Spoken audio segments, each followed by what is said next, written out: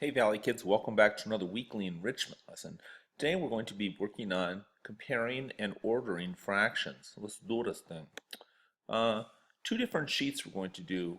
One, a puzzle sheet like we normally do, where we have to order some fractions. And the second one, comparing fractions, a more traditional type worksheet. It's still not a ton of problems though, because there's only 5 on this first page. Um, However, the catch on this first page is you're going to have some negative fractions too. A couple of thoughts when comparing and ordering fractions. First of all, I want you to think about putting fractions on a number line.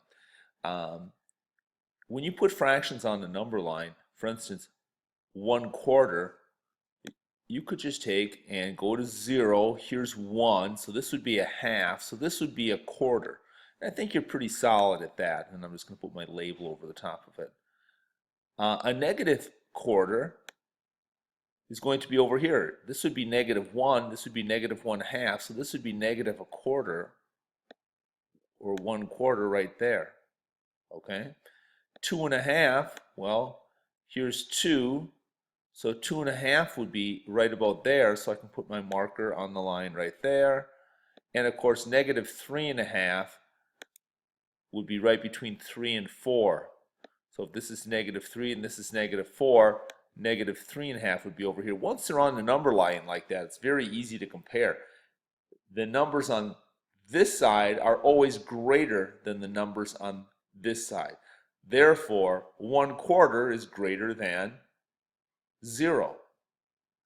0 is greater than -1/4. And likewise, we can say that -3.5 is less than -1/4. Okay, so you'll be using these symbols up here. Another way to do it is to simply convert everything to a decimal, figure out where that would go on the number line, and then transfer it back or convert it back into a fraction. I use both methods, but I think it's good to start looking at putting some positive and negative fractions on the number line. And this activity I think you'll be able to do without transferring them into decimals.